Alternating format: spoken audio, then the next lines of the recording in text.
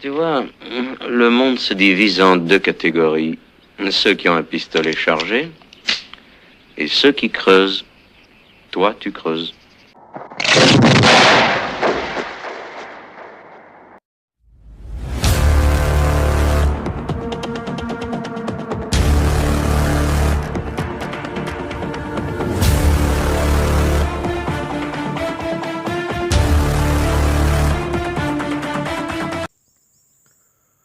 Salut les amis et bienvenue sur Rhino Ciné. Alors là, on va reparler des Césars 2026 qui ont été diffusés hier soir sur Canal+.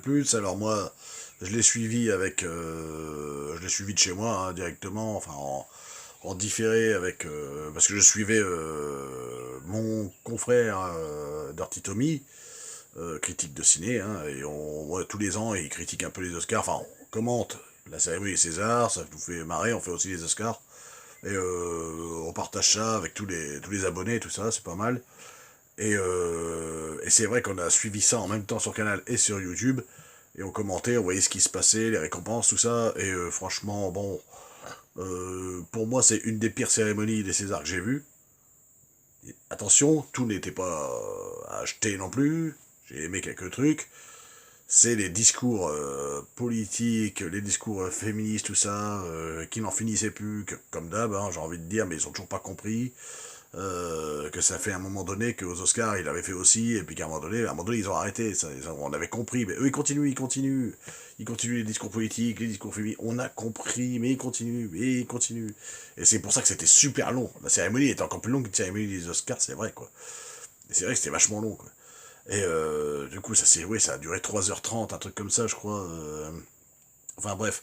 Benjamin Laverne, qui était le maître de cérémonie, franchement, il a bien fait le taf. J'ai bien aimé son intro avec son hommage à The Mask, donc à Jim Carrey, qui reçoit un César d'honneur ce soir-là. Et la présidente, on va dire, de cette cérémonie, c'est Camille Cotin. Euh, c'est une actrice que j'aime bien, ni chaud ni froid. Camille Cotin, bon, elle est bien. Voilà, bon, elle en faisait un peu des caisses pendant son discours qu'elle a fait à un moment donné, là, bon. Benjamin Laverne, lui, je l'adore, j'aime bien comme acteur, trop bon, très bon acteur d'ailleurs, j'ai aimé dans l'Abbé Pierre, je l'ai aimé même dans la série, là, euh, Les Vivants, là, je sais plus, putain, je sais plus le nom, bon, c'est pas grave. Je l'ai regardé, et Des Vivants, voilà. Et donc après, bon, il y a eu quelques discours qui m'ont saoulé, celui d'Isabelle Adjani, oh là là, que tous les hommes se lèvent, pour baisser les femmes, leurs femmes et tout ça, oh c'est bon, mais... Non mais, je suis pas anti-féministe, mais à un moment donné, on a compris, quoi, c'est bon, on a compris.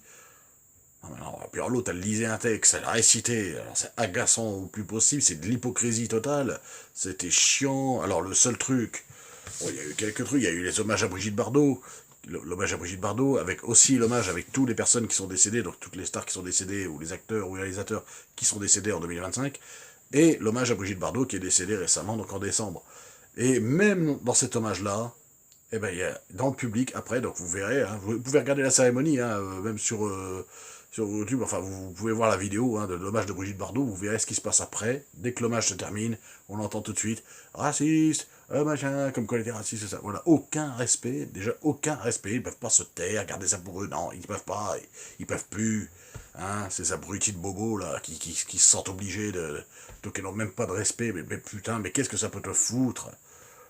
Qu'elle était raciste ou pas, ou qu'elle avait des idées, mais elle avait ses propres idées, et après elle défendait la cause animale, ça aussi c'est mal peut-être, enfin voilà, personne n'est parfait, et puis voilà, et toi t'es parfait là, à dire si, oh là là, c'est ça, voilà, enfin des bobos de cons dans le public, je le dis, j'en ai rien à foutre, et voilà, après l'hommage à Brigitte Bardot c'était bien, Alexandre Lamy et Pierre Lotin qui ont remis les Césars, voilà, eux ça a été, il y a quelques discours qui étaient quand même corrects, même si les trois quarts c'était, allez, nous faire des leçons sur la politique, nous faire des leçons sur la truc, je veux bien qu'on en parle, mais t'en parles quoi? T'en parles 30 secondes, le film, c'est vrai que tous les films sont parlent un peu de politique d'aujourd'hui, des trucs comme ça, même une bataille après l'autre, regardez, aux États-Unis, qui va rafler pourtant le César du meilleur film étranger, là, mais regardez, c'est un film qui est vachement politique, dans un sens, eh ben regardez, on n'a pas fait des caisses non plus, quoi. De toute façon, je m'attache pas non plus. Là, moi, je regarde la prestation des acteurs. On est là pour parler de Cinoche. On n'est pas là pour parler de.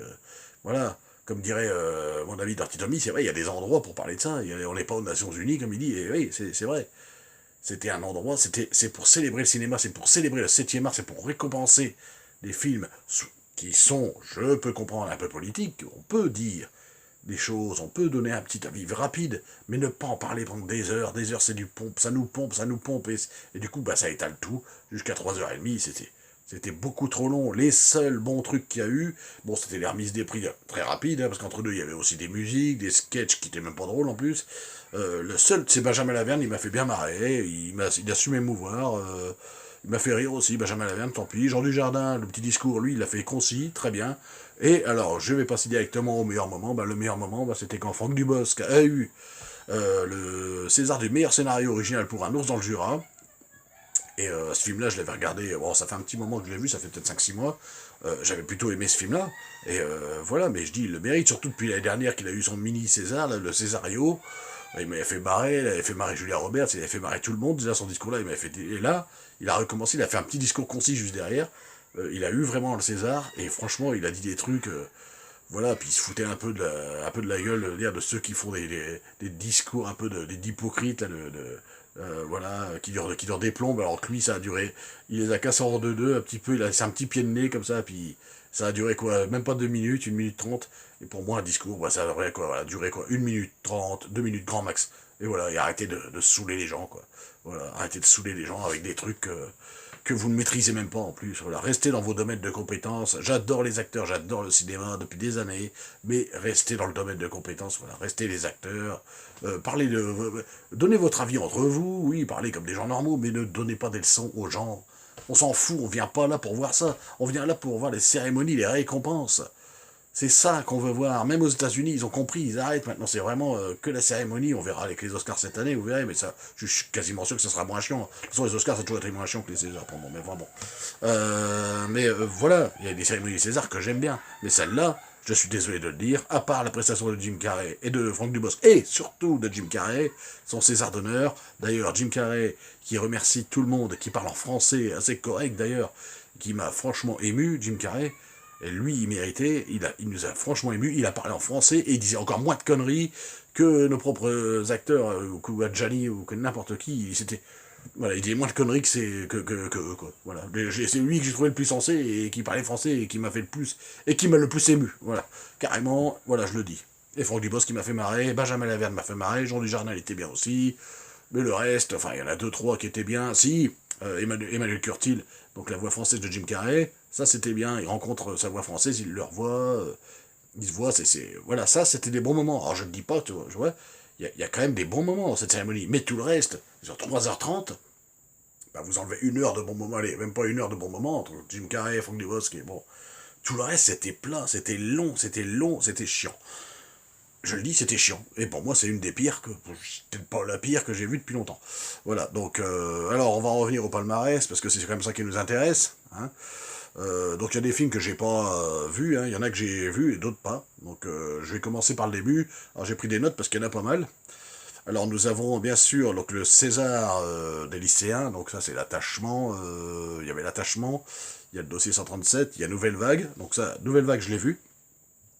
Donc la Nouvelle Vague, ça parle bien sûr c'est pas un biopic sur Jean-Luc Godard, attention, c'est à l'époque des années 50-60, début de la Nouvelle Vague, début des années 60, où Jean-Luc Godard s'impose avec déjà d'autres petits réalisateurs, et qui le voient arriver un petit peu comme un arriviste, mais c'est pas du tout ça, et c'est pendant le tournage de À bout de souffle que se déroule ce film. On voit d'ailleurs l'acteur qui joue Jean-Paul Belmondo, il est assez bluffant, et c'est là qu'on devine tout le potentiel de Jean-Luc Godard. Et ça, donc ça se déroule tout là-dessus, ça parle beaucoup de cinéma, et c'est filmé en noir et blanc d'ailleurs, et c'est réalisé par Richard Linklater. Donc lui, il mérite, évidemment, il aurait mérité aussi le César de la réalisation, on verra plus tard. Enfin, je crois que c'est lui qui l'a eu, la réal d'ailleurs. Nouvelle Vague, je l'ai vu. Dossier 137, qui est un petit youtubeur, là, tout à l'heure, qui m'a déjà pris la tête parce que, dans les commentaires, je critiquais les Césars, que ça lui allait pas, je disais que ça parlait trop. Il me disait, mais t'as vu aucun film? Il n'en sait rien. Dossier 137, si je l'ai vu.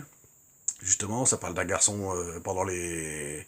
Tu vois, j'ai pas besoin de lire, hein, ça parle d'un garçon pendant les Gilets jaunes en 2018, qui se fait agresser dans une rue, et puis qu'il se fait filmer, soi-disant il se fait attaquer par des flics, et évidemment, il va s'en suivre une enquête dirigée par Léa Drucker, son personnage, du moins, Léa Drucker, et qui va essayer d'aider la famille à essayer de comprendre ce qui s'est passé, et les séquelles qui ont été gardées à ce gosse qui a été blessé à la tête par des flashballs.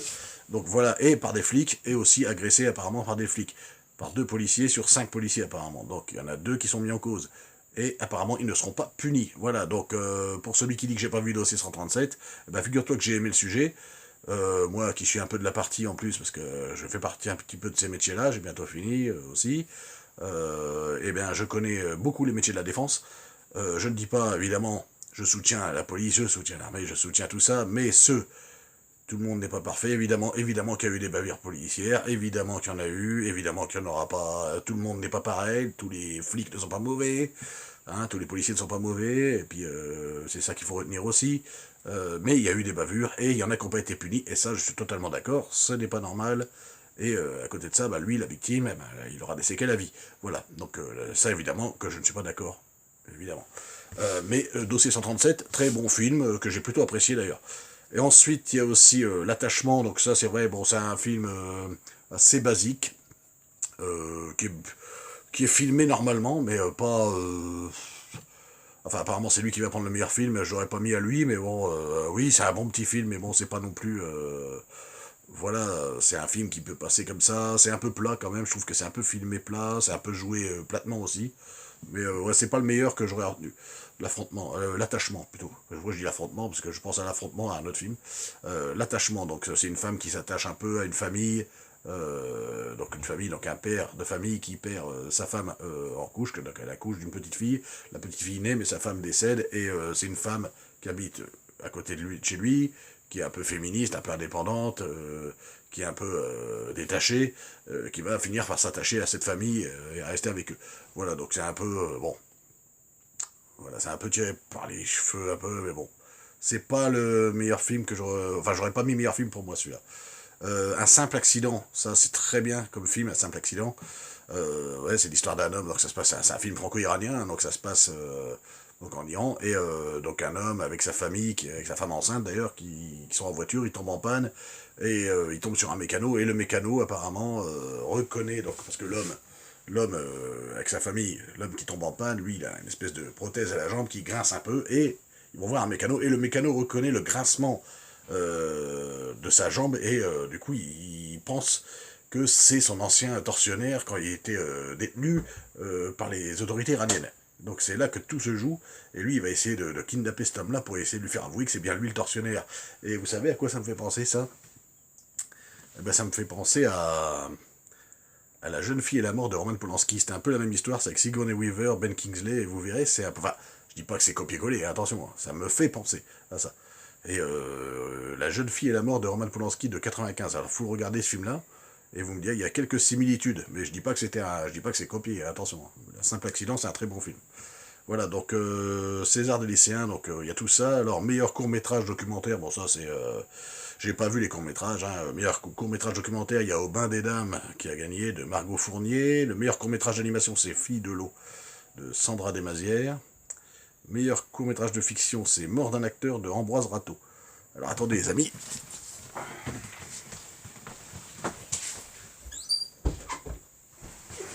Je continue. Voilà, excusez-moi, un petit peu de vent.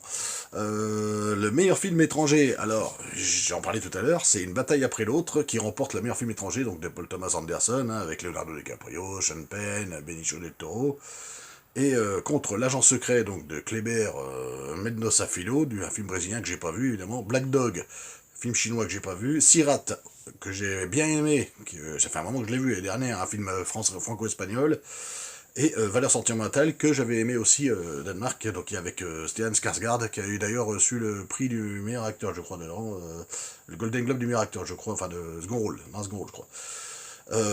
Plutôt, alors j'aurais mis Une bataille après l'autre quand même, meilleur film étranger, donc c'est lui qui l'a remporté, donc le César du meilleur film étranger. Ensuite, meilleur film documentaire, j'ai pas vu les documentaires, donc c'est Le Chant des forêts de Vincent Munier qui l'a remporté. Meilleur film d'animation, Arco, d'Hugo Bienvenu, très bon film d'animation.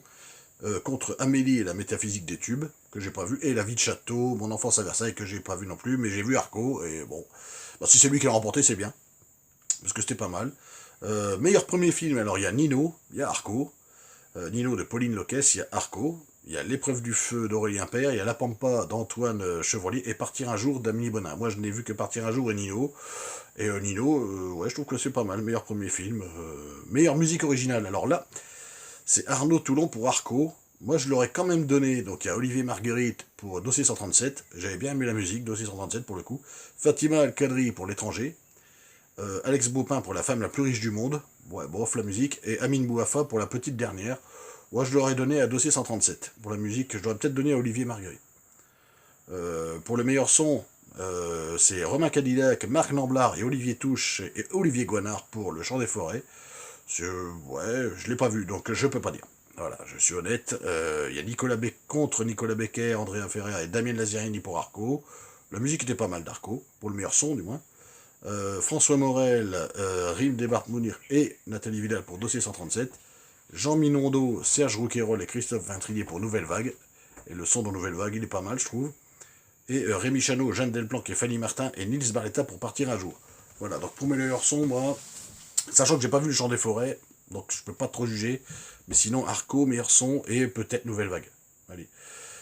Meilleur montage, bon là, c'est Kate Richards pour Nouvelle Vague, contre Stan Collet pour 13 jours, 13 nuits, Christian de Winter pour L'attachement. Alors l'attachement j'ai vu, non, pas mes premiers montages non plus.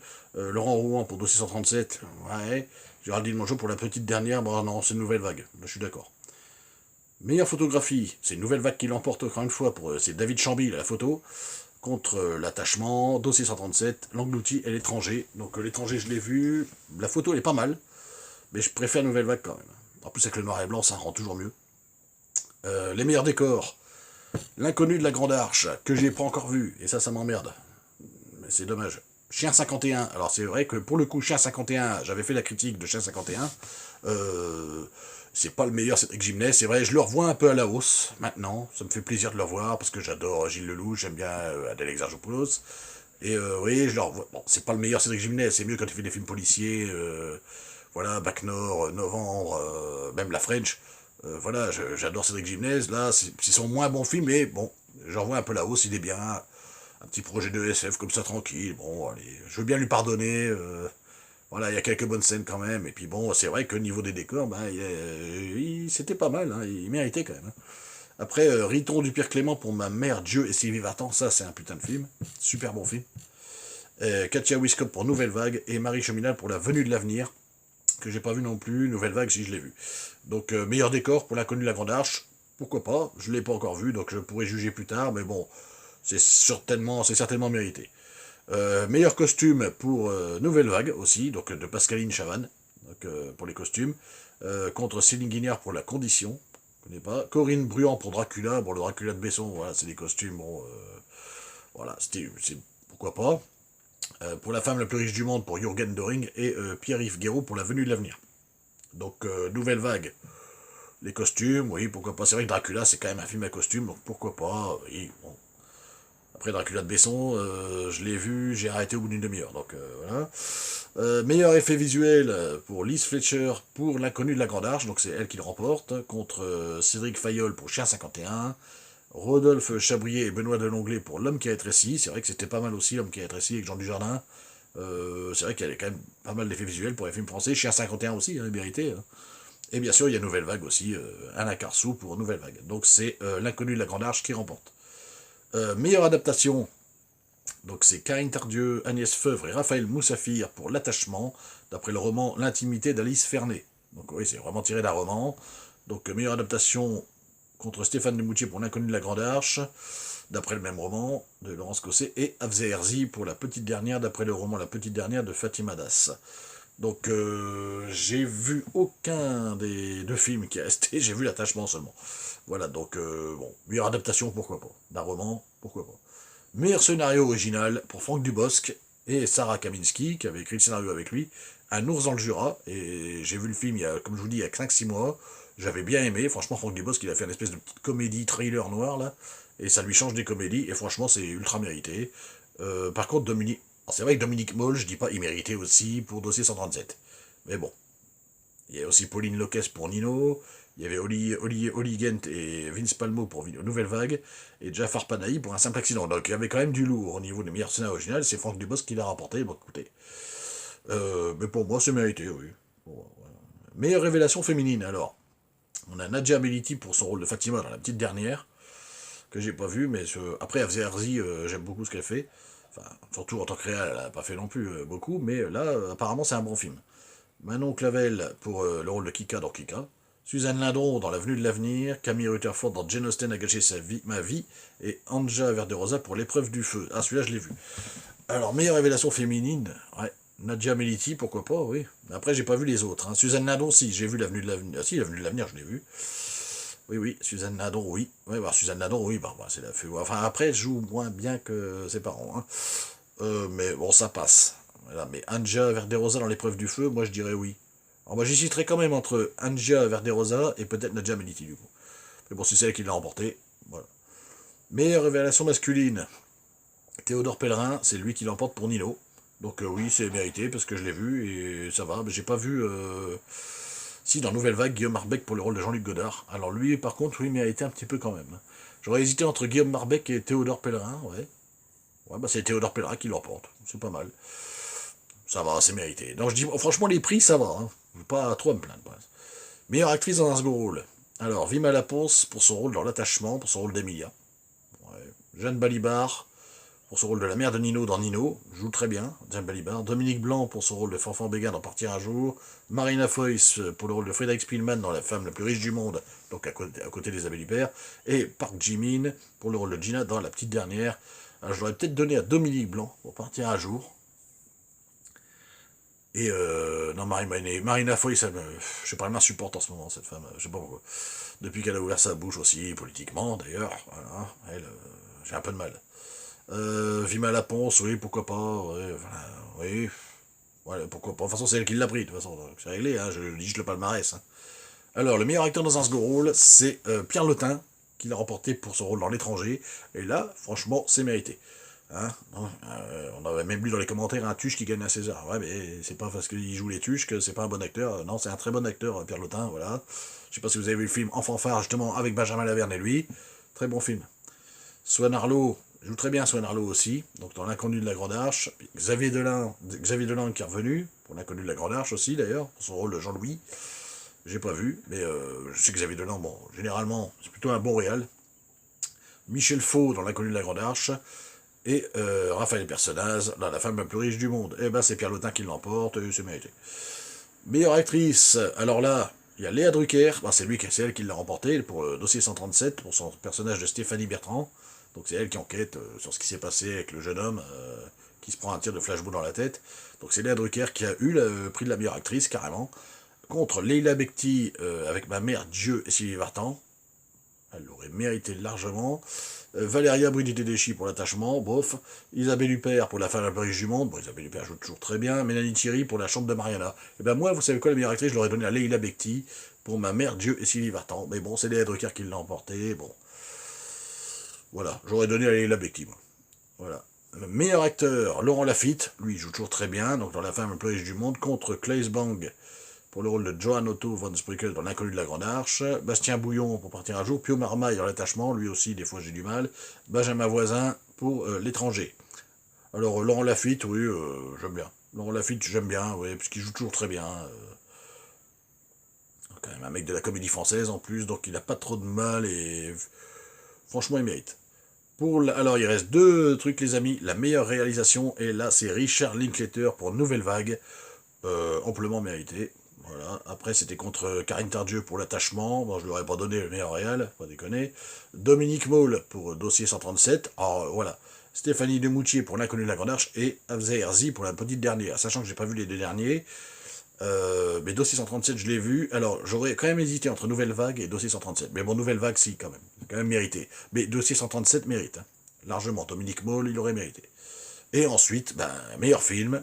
Eh ben voilà, c'est là que ça commence. Eh ben c'est L'attachement en meilleur film. Alors celui qui a le plus de prix, c'est quand même Nouvelle Vague, mais celui qui a le prix du meilleur film, ben, c'est L'Attachement. Je l'aurais pas donné à lui, je l'aurais mis à Nouvelle Vague aussi.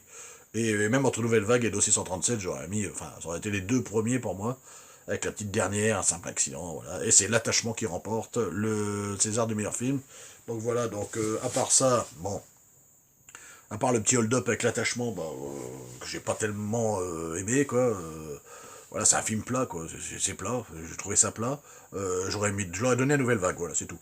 Après, ben voilà. Après, donc, comme je disais, ça parlait beaucoup politique, ça parlait de ça, quand il y avait les petites pauses, les petits sketchs qui étaient pas forcément drôles. À part Benjamin Laverne qui m'a fait rire, Jean Dujardin qui a assuré, petit discours assez simple. Voilà, Isabelle Adjani m'a gonflé, Villemin Lapon, ça m'a gonflé, enfin, je sais pas, c'est gonflant, enfin, à un moment donné, enfin, elle m'a gonflé, elle a parlé, la pauvre, elle bégayait, c'est pas de sa faute, Villemin Lapon, elle est très bonne actrice, mais ce que je veux dire, c'est que non, c'est les autres, enfin, c'est Adjani, Adjani m'a saoulé à lire sa fiche, là, elle a récité, elle m'a saoulé, voilà, non, pour moi, les meilleurs moments, franchement, c'est la présentation, l'accueil de Benjamin Laverne, tout ce qu'il a fait tout le long, il s'est donné, Benjamin Laverne, ça se voit, euh, la présidente Camille Cotin, elle a fait le taf, voilà. Après, entre les deux, les discours, ceux qui voulaient en rajouter des caisses, voilà, c'est ça qui m'énerve, c'est ceux qui en rajoutent des caisses, qui parlent pour rien dire, qui parlent de ce qu'ils croient connaître, hein, alors que, bon, ils s'en foutent, ils font leur métier, mais qui continuent à faire leur métier correctement, c'est tout ce qu'on leur demande, et de récompenser, donner les récompenses aux autres, et leur prix, c'est tout. Oui, ça parle de ça parle d'un sujet, oui, vous pouvez en parler vite fait, mais voilà, ça traite d'un sujet grave, voilà, ça vous pouvez dire, mais ne parlez pas pendant 2 heures d'un truc que vous ne pouviez même pas maîtriser. Restez dans votre domaine de compétence, je vous en prie, quoi. Voilà, c'est comme si moi je venais sur le truc des Césars qui commençait à parler, j'étais militaire, je vais vous raconter, ah bah non, on aurait dû faire comme ça, comme si, non, je ferme ma gueule, on est là pour parler des films, voilà, c'est tout. Voilà, donc c'est ça qui gâche un peu le truc. Après, il y a eu quand même eu des bons moments, comme je vous dis, donc Benjamin Laverne, Jean Dujardin, Franck Dubosc qui m'a fait marrer, voilà, Jim Carrey qui a été le meilleur avec Franck Dubosc, on va dire. Ils ont même pris une photo ensemble, voilà, ça c'était des bons moments. Jim Carrey qui rencontre sa voix française, ça c'est des bons moments, voilà, c'est ça qu'on veut voir. On veut voir que du truc du 7e art, on veut pas peut voir des trucs d'hypocrites là, qui essaient de nous faire des leçons. C'est pas ça qu'on veut voir. Ça, une fois par an, bordel, putain. Mais c'est ça on veut voir du cinéma, on veut voir une cérémonie qui parle de cinéma, qui fait des hommages à des acteurs. Oui, vous l'avez fait, c'était très beau d'ailleurs. À part celui de Brigitte Bardot qui à la fin, ben voilà, ça tue tout, parce qu'il y en a une qui gueule raciste, ou je sais pas quoi, ouais, il y en a même plusieurs qui ont sifflé. Enfin, c'est encore des blaireaux. Et voilà, je suis désolé, mais voilà, la politique n'a rien à foutre là-dedans. À un moment donné, il faut arrêter. Les Américains l'ont très bien compris, ça fait un moment qu'ils ont arrêté. À un moment donné, stop. Mais comme nous, les Français, on est toujours en retard sur les Américains, ça je suis désolé de le dire, c'est vrai. Eh ben, voilà, on est en retard. Hein. Franchement, à chaque fois qu'on fait un truc, on est en retard par rapport à eux. Eux, ils ont compris qu'ils devaient arrêter le wokisme. Nous, on vient seulement de découvrir qu'on devait peut-être arrêter, je pense. Hein. Parce que ça continue, le truc féministe. On a compris les discours féministes, on n'est pas contre, mais on a compris. À un moment donné, stop, quoi. On a compris. Il y a autant de femmes là, il n'y a pas tant de femmes. Oh, c'est bon, on a compris. On a compris. Oh là là, vache, ça m'a saoulé, ça m'a... Et puis j'étais pas le seul, hein. Je vous garantis que tous ceux, qu'on était au moins 300 à regarder, il y en a, sur les 300, tout le monde, on était quasiment tous du même avis, hein, que c'était long et gonflant, quoi. On a regardé ça en live hier, c'était gonflant. C'était gonflant. À part les moments que je vous ai énumérés. Bizarrement, tout le monde a aimé les mêmes moments aussi. Donc Franck Dubosc, Jim Carrey, voilà, qui a été superbe, qui a parlé en français. Nickel, le mec, mais une légende, voilà, voilà, bah voilà. C'est tout ce qu'on avait besoin de voir. Heureusement qu'il y a eu ces moments-là. Heureusement, quoi, parce que sinon, j'aurais déjà quitté depuis longtemps. Hein. J'ai envie de te dire, il y aurait eu Franck Dubosc au début, là. Avec Jim Carrey, je pense que j'aurais lâché. C'est bon. Après, si j'avais su que c'était comme ça, j'aurais déjà coupé, j'aurais été faire autre chose. J'aurais regardé un film que j'ai encore mieux. Voilà. Voilà, mais il faut bien commenter cette cérémonie. Quand on est critique ciné, il faut s'intéresser un peu à ça aussi. Voilà, et voilà, c'est tout ce que je voulais dire les amis. Alors, je ferai normalement une critique, donc je continuerai la semaine prochaine, ou peut-être ce week-end, je verrai si j'ai le temps. Oui, donc je vous ai dit ce week-end, peut-être je ferai un petit live sur la saga Scream, tu vois, pour s'amuser un peu, un petit live en direct, hein, comme ça, pour voir si on peut discuter. Donc soit samedi soir à 20h30, soit dimanche soir à 20h30, mais c'est à vous de me dire quel jour vous préférez. Voilà. Et ensuite, ben, je ferai la semaine prochaine, ou c'est peut-être dans la journée de samedi à dimanche, petite critique, où je ferai mon saga Une Histoire, partie 2 sur Star Wars, parce que là on va parler de la trilogie originelle, et de 2-3 trucs aussi. Et voilà, et la semaine prochaine on fera d'autres critiques, films français, séries, parce que c'est vrai que j'ai pas critiqué de 637, je l'ai vu, donc je ferai peut-être des critiques de ces films-là, que j'ai aimés, de 637, et Nouvelle Vague, surtout, si j'arrive à les choper. Ah oui, si j'arrive à les voir, parce que des fois j'arrive pas à les voir, en stream ou n'importe quoi. Et un simple accident, évidemment, que je critiquerai aussi, même si je vous ai dit que j'ai adoré ce film. Mais voilà, on fera des critiques la semaine prochaine de films français, tiens, pour changer un peu, avec le saga Star Wars que je vais faire, aussi la trilogie originelle. Voilà les amis, vous savez tout, choisissez déjà le live pour samedi ou dimanche, abonnez-vous à la chaîne si c'est pas fait. Oui, je sais, je m'énerve sur les Césars aussi, parce que c'est vrai qu'on était tous un peu énervés hier soir, par rapport à ce qu'on a vu et ce qu'on a entendu, surtout. Voilà, donc abonnez-vous si c'est pas fait, et on se retrouve samedi soir pour les abonnés, qui veulent venir faire le live stream avec moi, ou dimanche soir, 20h30. Allez, salut!